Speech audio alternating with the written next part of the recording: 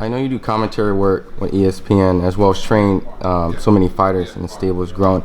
How do you determine when to break away from the commentary and when it's a good time to go into? I'll always break away, always 2 weeks before.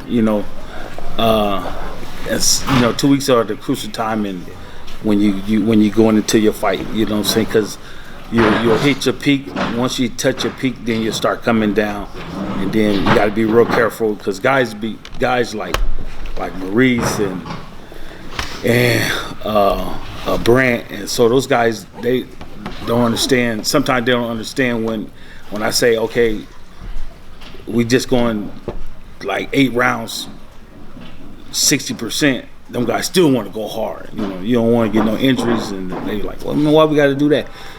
It's injury prone. You don't want the injury prone. So.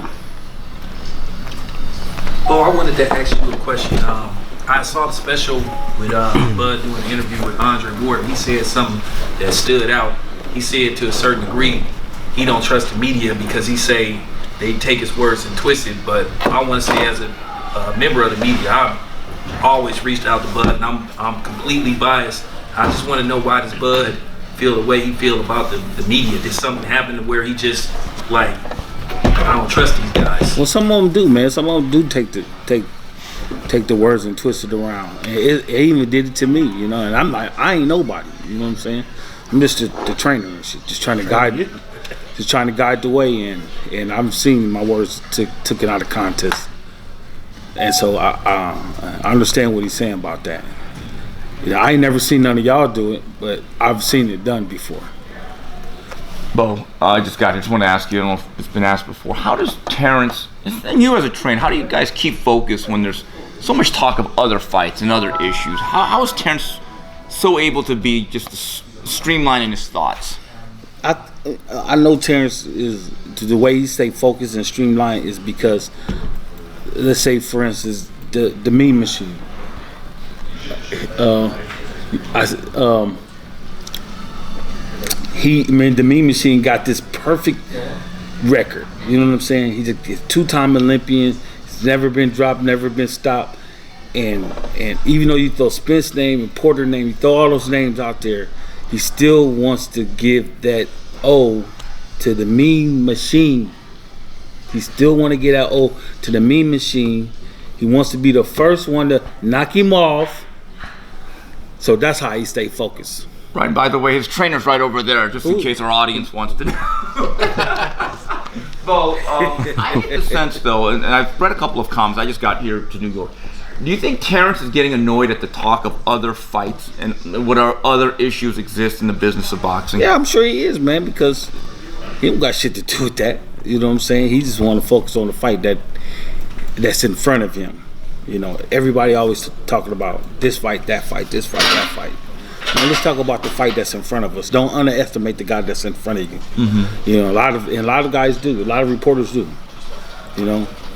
Bo, I think a lot of us were stunned or saddened by the news with Errol Spence. What was your reaction to it when you first heard back in October what happened to him?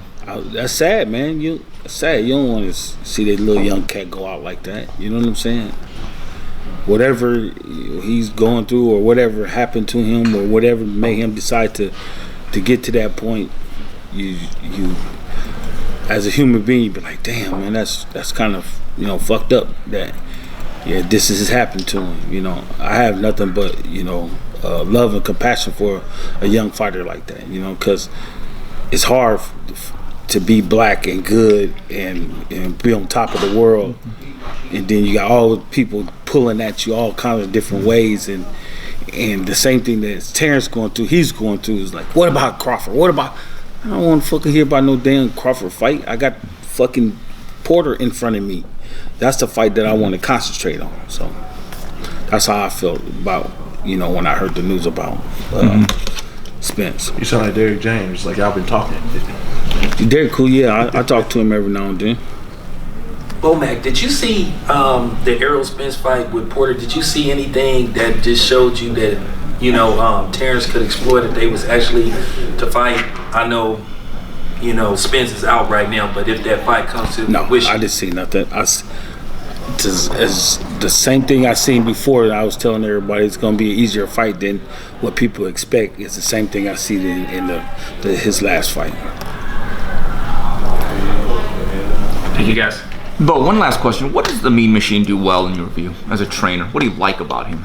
He's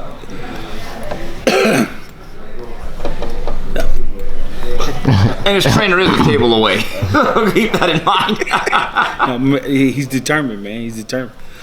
One thing that kind of like shook me up, he did one of his interviews, that special that got out, Blood, Sweat, and Tears. He's like, I'm going to shock the world. Damn. You don't get a lot of fighters to say that. So I'm going to shock the world. So that just tells me right there, they determined. They fucking determined. And as much as I've been watching Mean Machine, and I know as much as he's been watching Crawford too, you know. So I know they coming to fight. I definitely know that. Thanks, Bomac. Thanks, bro. Appreciate it. Appreciate it, bro.